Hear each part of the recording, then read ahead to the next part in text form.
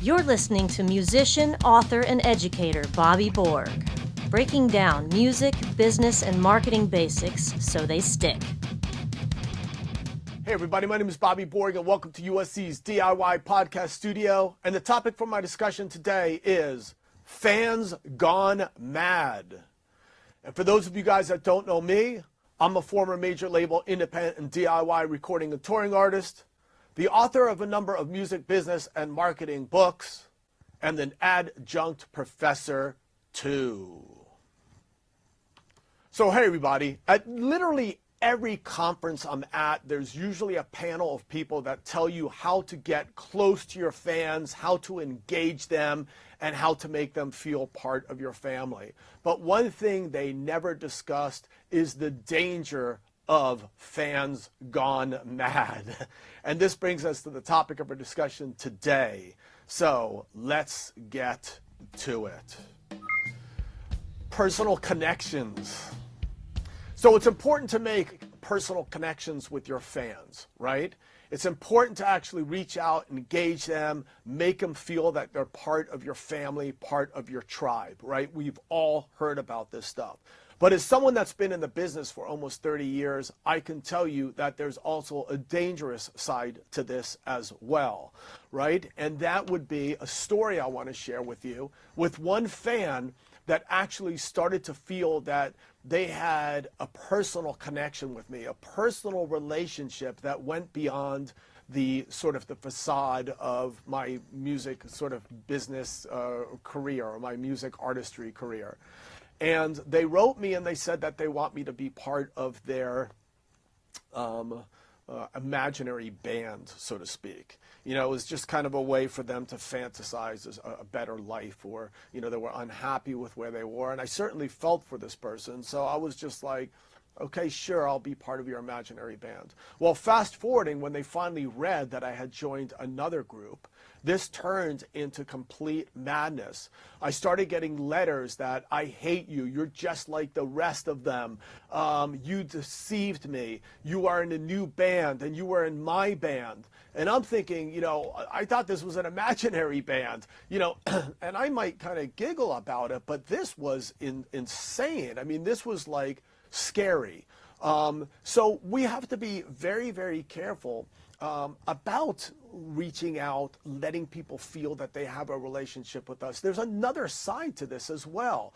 Unfortunately, there are people out there that do suffer from mental illness, and I certainly feel for them. But you have to be careful, because until you experience this, you don't know what it's like. And it was extremely scary. And of course, we hear tons of stories, right, where this can turn really, really bad. So again, be very, very careful about that personal connection that you make with your fans. Moving on to number 2, romantic fixation.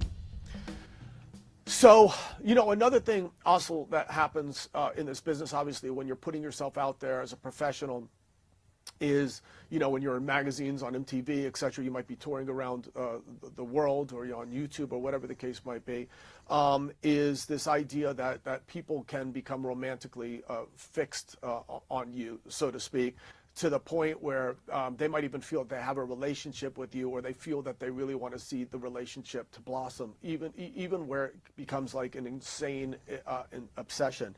And this happened to me when I was in a group in Boston. I started receiving these letters about how, you know, I am the person that they've always imagined. I know you guys are laughing, right?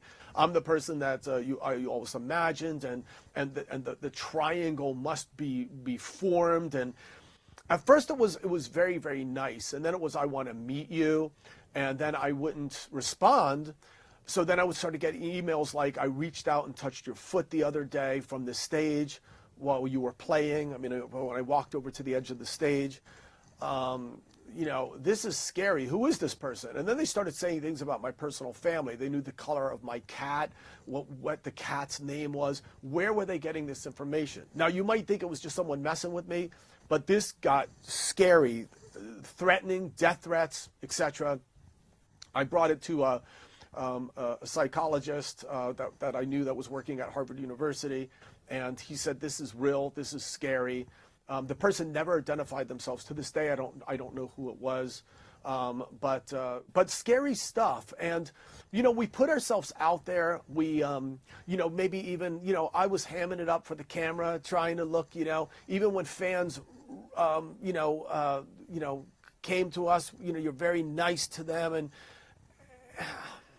you might even want to play into a little bit of their idea of their fantasies with you, and that is something that you need to check yourself on, because people can become romantically fixed on you, and it can just, again, we're talking about people, unfortunately, that have a little bit of mental illness, and this can get absolutely insane. So just something to think about. You got to be careful about this. And then moving on to number 3, the slighted fan. And what I mean by the slighted fan is basically the fan that now feels that you're ignoring them, the fan that you now feel feels that you don't want anything to do with them, and they feel some sort of loss. And again, we're dealing with people, unfortunately, that have a little bit of some mental issues. But this is scary. I mean, there was a situation with me where a fan started writing me, and this is as an author, not even as after I retired from being a musician. And they told me that they, fell in love with my words. And I'm thinking, how can you fall in love with words? I'm talking about mechanical royalties and, and things of that nature. But in any case, it started getting to the point where I want a relationship.